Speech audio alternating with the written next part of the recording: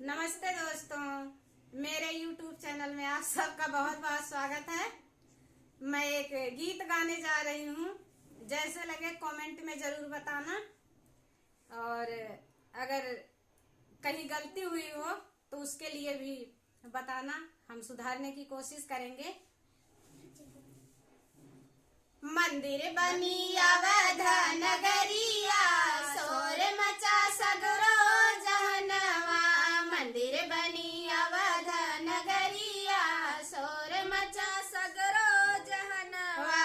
कौन लाल मंदिर बनवावई, कौन लाल मंदिर बनवावई, कौन लाल करई उद्घटनवा।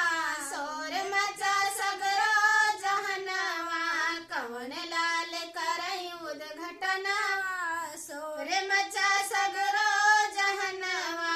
मोदी लाल मंदिर बनवावै, मोदी लाल मंदिर बनवावै, योगी लाल करई उद्घटनवा।